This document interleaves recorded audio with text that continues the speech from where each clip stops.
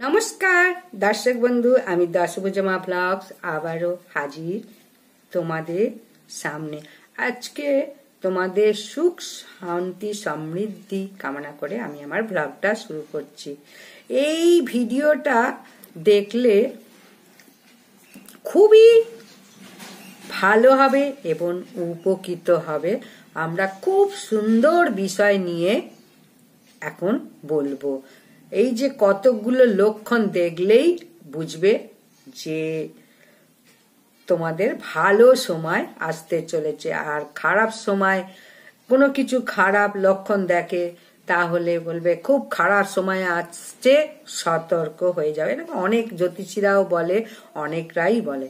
যাই হোক, এইসব খারাপ কথা বললে কখনো মনে কিছু করো না, এগিয়ে চলো তোমার সামনে রাস্তার দিকে। তাহলে কতগুলো লক্ষণ বলবো। এই যে একটা খুব ভালো লক্ষণ দেখা দিচ্ছে, এই যে রাস্তা দিয়ে যখন কোনো সময় কেউ যায়, দেখবে কোনো পাখি মাথায় মলত্যাগ করে দিল। তাহলে অনেকেই বলবে এই যাও এখনই স্নান করো। পাখির পায়খানা কিন্তু একদমই করা ভালো না। তাই এই সব লক্ষণগুলো খুবই খারাপ বলা হয়। এগুলো পঞ্জিকাতেও দেখা যায়। টিকটিকি কোন শরীরের কোন অংশে পড়লে ভালো, বা রাস্তায় যেতে যেতে কোন কালো বিড়ালকে দেখলে শুভ না অশুভ, এইসবগুলো সম্বন্ধে আমি একটু আলোচনা করব বা জানাবো। এবার তোমরা কি করে বুঝবে যে তোমাদের সময়টা ভালো যাচ্ছে? বোঝা তো অত সহজ নয়, ভীষণই কঠিন। তবু এই ছোটখাটো কথাগুলো জানলে বুঝতে পারবে। এইবার আমাদের সবসময় একটা মাথায় রাখতে হবে, সময় কারো এক যায় না। আলোর পিছনে অন্ধকার, অন্ধকারের পিছন আলো আসেই। এইভাবে আমাদের মেনে নিতে হবে। যেমন সুখের পিছনে দুঃখ, দুঃখের পিছনে সুখ আসেই। ধৈর্য, এই যে দুঃখ আসলে অতিক্রম করতে ভীষণ কষ্ট হয়, সুখের সময় যেন মনে হয় খুব তাড়াতাড়ি কেটে যায়। তা এইগুলো নিয়ে বেশি চিন্তা করলে হবে না, খুব সহজে সুন্দরভাবে মেনে নিতে হবে। এই যে আমরা প্রকৃতির যে সব আমাদের একটার পর একটা ঘটে, এর জন্য আমরা অনেকগুলোই ভুল করে থাকি। সেই ভুলটা আমাদের করলে আর কোনো কিছু করার থাকে না, তখন ভীষণই ভুল হয়ে যায় যেন মনে হয়। তাই সব সময় এগুলো পরপর দেখো, শোনো, খুবই ভালো লাগবে। এই যে অনেকেই ভীষণ মানসিক কষ্টের মধ্যে দিয়ে রয়েছ, সবাই কথা শোনাচ্ছে, বাড়িতে বসে বসে খাচ্ছিস, কাজ করছিস না, পড়াশোনা করছিস না। তা এইসব মনে কর। এবার আমি কি বলবো তখন, যে এইসব হচ্ছে তোমার সামনে খুব ভালো সময় আসছে। কেউ অ্যাস্ট্রোলজার দেখে হয়তো বলবে, বা আমিও যদি বলি যে খুব ভালো সময় আসবে, তখন বলবে পাগল তুমি, আমার এখন এইসব সব সময় বাড়িতে কথা শুনতে হচ্ছে, আমি বেকার, পড়াশোনা করতে পারছি না, তাহলে কি আমার ভালো সময় আসবে? তা এইসব খারাপ লক্ষণগুলো দেখলে বোঝা যাবে যে ঈশ্বর তাকে শুভ লক্ষণ বলছে। ঈশ্বর এগুলোকে শুভ লক্ষণ বলছে। তিনি যখন পরীক্ষা, এগুলো মনে হবে তিনি পরীক্ষা নিচ্ছেন। যত কষ্টই হোক, জানবে ভগবান যা করছে মঙ্গলের জন্য করছে। খারাপ সময় আসলে একদম ভেঙে পড়ো না। খারাপ সময়ের পর ভালো সময় আসবেই আসবে। অন্ধকারের পর আলো, বা রাতের পর ভোর তোমাদের সামনে আসছে। এই যে রাতের পর ভোর, নতুন ভোরের জন্য অপেক্ষা করো, বিপদ কেটে যাবে। তাহলে এরপর দ্বিতীয় কি হলো, খোঁচা দেওয়া কথা মানেই যে ভালো কিছু হচ্ছে। দ্বিতীয় হলো মানুষ মানে বাড়ছে, মানুষ বাড়ছে বা কমছে, এটা মানেটা কি? অনেক মানুষের খুব অহংকার বাড়ছে, চলায় অহংকার, বলায় অহংকার, পোশাকে অহংকার। আর অন্যের মনে যখন কেউ মানে আঘাত দেয়, জানবে এটা আঘাত দিয়ে বলা হচ্ছে, তাই এটা ঠিক না। অনেকে কি হয়, নিজে আমি ঠিক, অন্যেরা সবাই ভুল, এই রকম কেউ যখন ভাব নিয়ে চলতে থাকে যে তিনি শ্রেষ্ঠ, বাকি সব ভুল, এগুলো মনের একটা দম্ভ। এরকম ভাবে চলতে চলতে এমন এক জায়গায় সে চলে যায়, তাকে কিন্তু কেউ পছন্দ করে না, কেউ মানও দেয় না তাকে। তাই এরকম করতে করতে যখন সবার থেকে দূরে চলে যায়, তখন এটা সে ঈশ্বরের অভিশাপ কুড়াচ্ছে। ভালো সময় যখন আসছে, তখন তো সবাই তোমাকে খুঁজছে, ভালোবাসছে। টাকা পয়সা থাকুক বা না থাকুক, তুমি এই রকম হও যে তোমাকে সবাই ভালোবাসছে, তোমাকে খুঁজছে। আত্মীয় পরিজন কোনো অনুষ্ঠান বাড়িতে গিয়ে তোমাকে খুঁজছে, তোমার কিচ্ছু নেই, অথচ তোমাকে সবাই ভালোবাসছে, সবাই খোঁজ করছে। তখন মনে হবে খারাপ সময় বেশি দূরে নেই, ভালো সময় আসছে। অন্যের শুভকামনায় যে থাকে, তার খারাপ সময় কেটে যায়। আর একটা লক্ষণ, পরের লক্ষণ হচ্ছে যে কেউ আছে শুধু নিজেরটাই বোঝে, একা স্বার্থপর। আবার কেউ আছে সবার কথা ভাবে বা বলে, সবার কথা ভাবে যে বলে, যে সে ভাবছে আমি নিজেই আমি সবার কথা ভাবি বা বলি। কিন্তু একজন বলছে যে আমি একটা খুব খারাপ কাজে যুক্ত আছি, কিন্তু এর মধ্যে থেকে আমি বেরোতে চাই, তাহলে কি করা উচিত?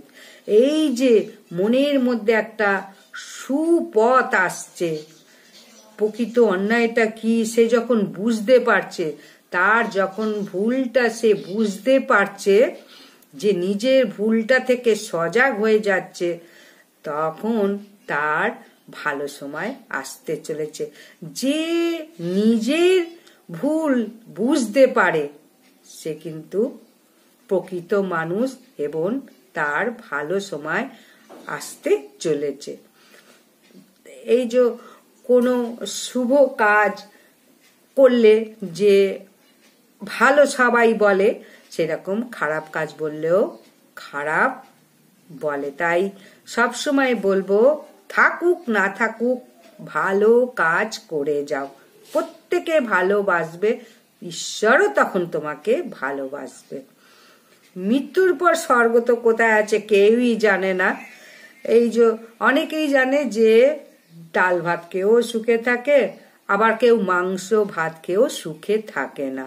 তাহলে পরিবারে যখন খুব অশান্তি চলছে, এই অশান্তির মধ্যে যদি হাসি মুখে থাকতে পারি বা আনন্দে থাকতে পারি, তাহলে জানবে যে এর থেকে ভালো সময় আর আসতে বেশি দেরি নেই।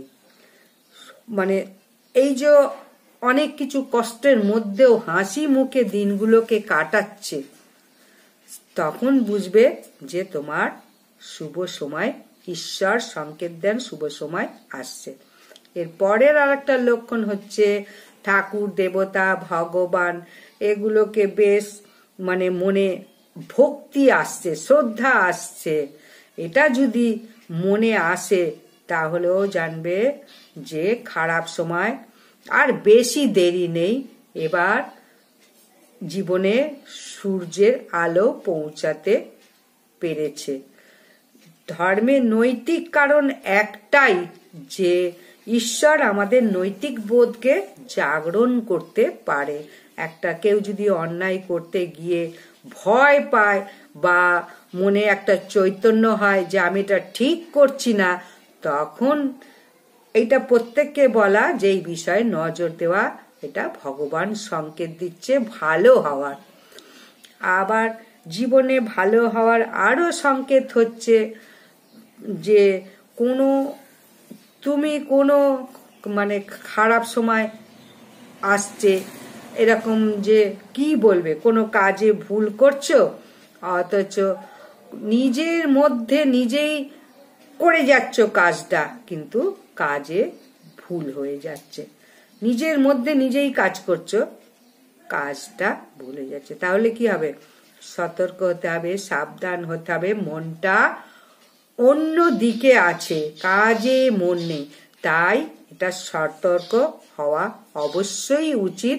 এর কারণ হচ্ছে আগামী দিনে খারাপ কিছু লক্ষণ অপেক্ষা করছে, বা কোনো কাজ করতে করতে, পুজো করতে করতে, মন্ত্র পাঠ করতে করতে অন্য মনস্ক হয়ে গিয়েছ, তাহলে এগুলো কিন্তু খারাপ লক্ষণ। তখন বলবো একটু সাবধানে থাকো, তাহলে শুভ সময় আসবে, তা না হলে লক্ষণ কিন্তু খুব খারাপ। এরপরে আছে মানে এই যে অনেক কিছু লক্ষণ আছে যেগুলো দেখলে ভালো সময় আসবে না। এই কথাগুলোই বেশি বেশি করে বলতে হবে। যেমন সবাইকে কি মনে হচ্ছে যে আমি ছোট, আমি বড় আর সবাই ছোট। তা এই চিন্তা যার মনে আছে, যখন তুমি তাকে সামনাসামনি খারাপ বলছো বা কোনো নেগেটিভ কথা বলছো, তাহলে কিন্তু তোমার ভিতরটা, অন্তরটা খারাপ হয়ে যাচ্ছে। এর থেকে সাবধানতা জরুরি। ভগবান তোমার প্রতি মানে সদয় হবে না। এরপরে আবার যদি দেখো আত্মীয় পরিজনরা আস্তে আস্তে মানে বিচ্ছিন্ন হয়ে যাচ্ছ, তুমি আত্মীয় পরিজনের সঙ্গে তোমার কোনো সম্পর্ক নেই। বাইরের লোক, সমাজের লোক তো অনেক পরে, প্রথমে আত্মীয় স্বজনের মধ্যে যদি সম্পর্ক দূরে চলে যায়, তাহলে বলবো খুব খারাপ সময় আসছে।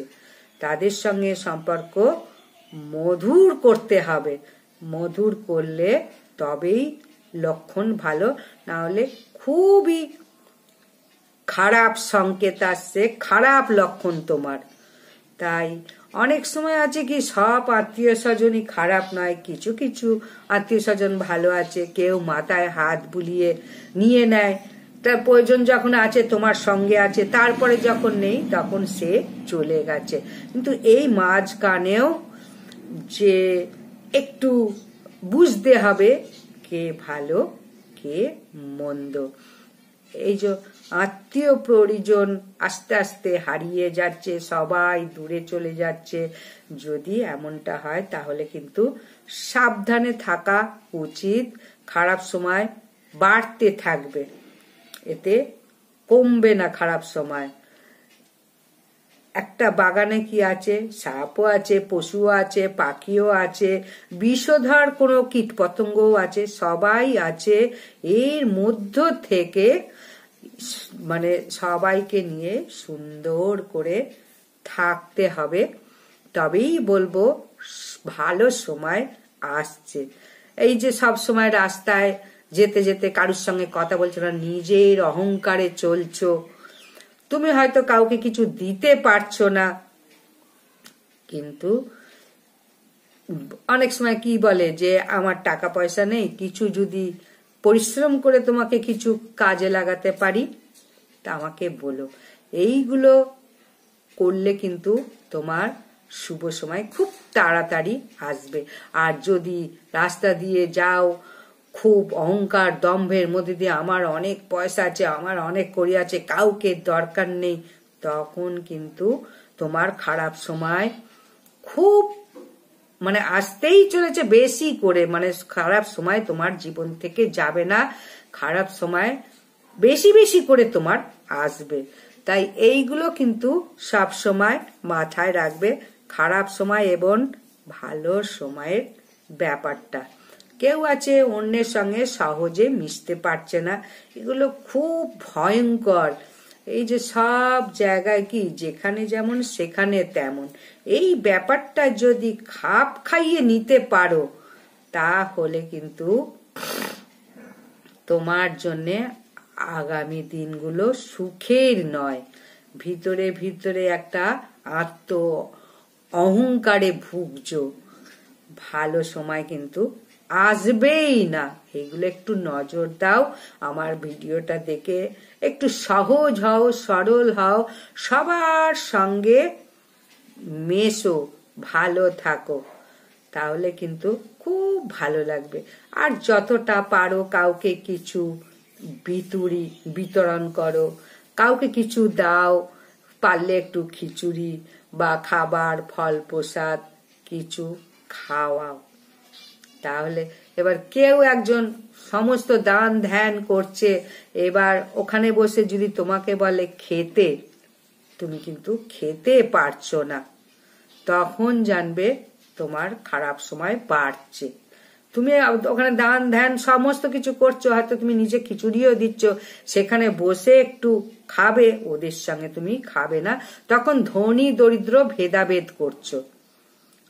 এই ভেদাভেদটা করলে হবে না, সকলের সঙ্গে মিশতে হবে, তাহলে তোমার সময় ভালো আসবে।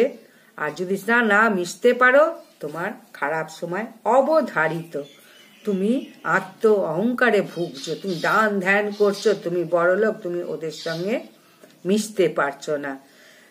এই যে তোমাকে কেউ দুর্ব্যবহার করছে, তুমিও তাকে দুর্ব্যবহার করছে, তোমাকে কেউ বকাবকি করছে, তুমিও বকাবকি করছো।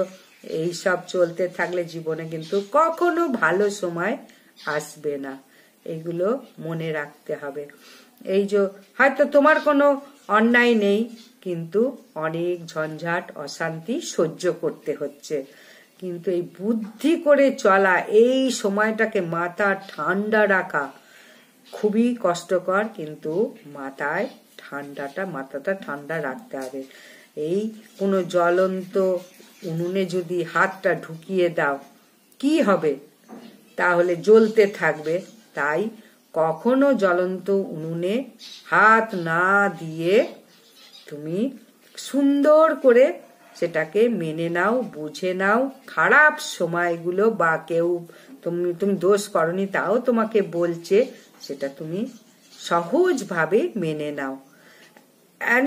এমন অনেক বাড়ি আছে সব সময় মানে ঝগড়াঝাটি অশান্তি হচ্ছে, চিল কাকও বসতে পারে না এরকম বাড়িতে। এইগুলো থেকে দূরে থাকো, নজর দাও, তাহলে জীবনে ভালো সময় আসবে।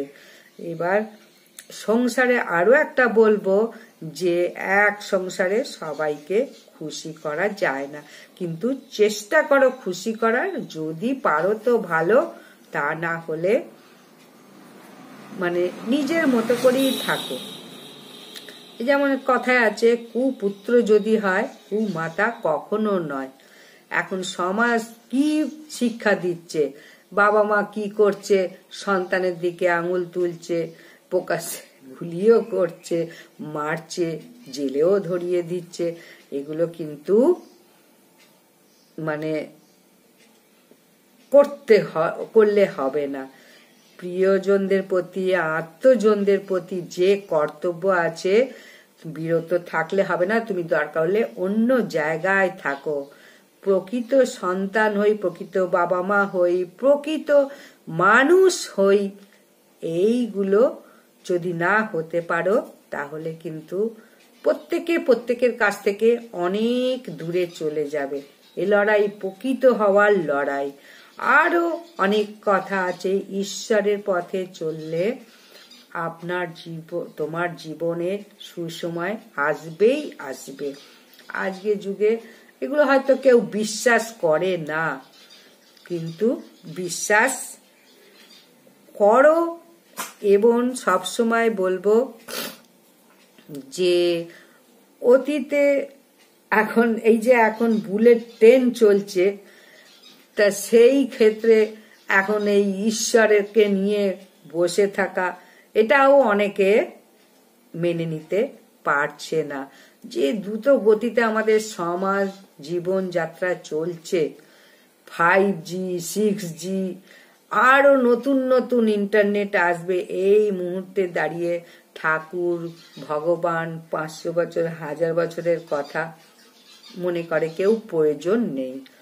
তবে হ্যাঁ, নৈতিক বোধটা জাগ্রত হওয়ার দরকার। ঠিক ভুল কোনটা এটা জানা দরকার। শ্রীমদ্ ভগবদ গীতায় বলেছে যে একটাই কথা, কর্ম করে যাও, তাহলে কিন্তু কোনো কষ্ট পাবে না। ঈশ্বর বসে বসে ঘন্টার পর ঘন্টা ডাকতে পারো বা না পারো, নিজের ঠিক ভুলটা বোধ প্রত্যেকের থাকা উচিত। এই যে ঈশ্বরের কাছে অনেক মানুষ যাচ্ছে, ঠাকুর তুমি আমাকে এটা দাও, তাহলে তোমার এই মানে পুজোটা করব, বা এই দেবো তোমাকে, মুকুট দেবো, বা তোমার মন্দিরে রং করে দেবো। অনেকে অনেক কিছু ঠাকুরের কাছে যায় এবং বলে। অনেক বাবা পুরোহিতরাও বলে আমি তোমাকে এই সমস্যাটা সমাধান করে দেবো, তুমি এইগুলো করে দাও। তাই এগুলো কি হচ্ছে? ধান্দাবাজ ভক্ত, যে শুধু নিজের স্বার্থের জন্য ভগবানকে ব্যবহার করতে চায়। ভগবানের কাছে একটা কথাই বলবো, ভগবান তো কিছুই চাওয়ার নেই বা পাওয়ার নেই, তাই ভগবানের কাছে দেনা পাওনার ব্যাপারটা কিচ্ছু না। যে ভক্ত ভীষণ কষ্ট পায়, তখন সে মনে মনে চিন্তা করে আমার তো ভগবান আছে, আমার কি দরকার, মাথার উপরে আর কেউ না থাকুক না থাকুক, ভগবান আছে। বলে কথাতেই আছে, যার নেই বাপ খুড়ো তার আছে ভগবান বুড়ো। তাই টাকা পয়সার দরকার নেই, ভগবান মাথার উপর আছে, এটাই বিশ্বাস করতে হবে। তাহলেই তারা ঠাকুরের কাছে তাড়াতাড়ি পৌঁছাতে পারবে। এই দেবো, ওই দেবো, সেই দেবো, এই করে দাও, ওই করে দাও, ঠাকুর আমাকে, এটাতে গিভ অ্যান্ড টেকের পলিসি নয়। এরপর একদম সর্বশেষ বলবো বাড়ির আশীর্বাদ। এই যে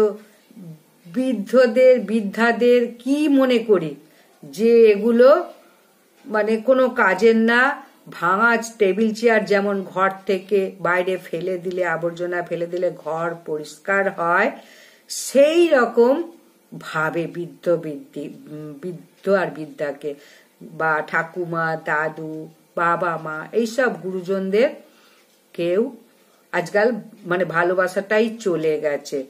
দশমীতে তো নমস্কার নেই, কোনো শুভ বর্ষে নববর্ষে নমস্কার নেই। তো এই আশীর্বাদ ওদের নেওয়াটা খুবই গুরুত্বপূর্ণ।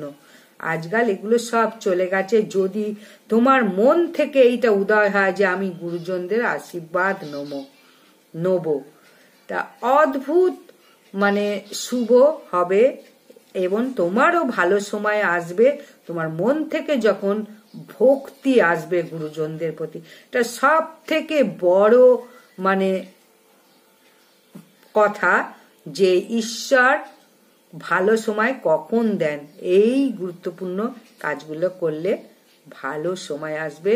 নিজের সঠিক পথে চলো, জীবনের আনন্দের পথে চলো, শান্তির পথে চলো, এটাই হচ্ছে প্রত্যেকের সার কথা। তাহলে যে কথাগুলো বললাম এগুলো কিন্তু মাথায় রাখো, দেখো প্রত্যেকের ভালো লাগবে। তাহলে আজকে আমি এখানে শেষ করব। আশা করছি তোমাদের টপিকটা শুনে উপকারেই লাগবে। ভালো সময় এবং খারাপ সময় কখন আসছে কি দেখে বুঝবেন, এটাই হচ্ছে আজকে গুরুত্বপূর্ণ বিষয়। সে দেখো এবং অন্যকে শেয়ারও করে দাও। প্রত্যেকের ভালো লাগবে, তাদের উপকারের জন্য বললাম। সর্বশেষ বলবো যে অন্যের উপকার করলে নিজের উপকার হয়, অন্যের ভালো করলে নিজের ভালো হয়। জীবন একটাই, জীবনকে মানে ভালোভাবে সোজা পথে, সহজ পথে নিয়ে চলো, অতিবাহিত করো আগামী জীবনগুলো। তাতে আনন্দ পাবে, সকলকে নিয়ে চলার চেষ্টা করো। দেখো এতে খুব ভালো লাগে, কারণ মানুষ একটাই জীবন, আর আসবে কি আসবে না এই পৃথিবীতে কেউ জানে না। কিছু নিয়েও আসেনি, কিছু নিয়েও যাবে না, শুধু মাঝখানে দুদিনের পথের দেখা। তাই একটু হাতে হাত রেখে সুখে শান্তিতে আনন্দে কিভাবে থাকবে, এটাই আমাদের হোক মূল কথা, এটাই আমাদের প্রার্থনা, এটাই আমাদের চাওয়া। আর জীবনে অন্ধকারের পিছনে আলো উপস্থিত, আলোর পিছনে অন্ধকার আসবেই আসবে। অন্ধকার দেখলেই মনে হবে আগামী দিনে ভালো সময় আসছে। তাহলে নমস্কার, আমাদের জীবনে সূর্যোদয় আসুক, তোমাদের প্রত্যেকের জীবনে সূর্যোদয় আসুক, এই কামনা করে আমি আজকে ব্লগটা শেষ করব। ঈশ্বর সাথে আছে, আমাদের জয় হবেই হবে। এইভাবে সামনের দিকে এগিয়ে চলো। আর সর্বশেষ বলবো, তোমরা সকলের ভালো কামনা করো।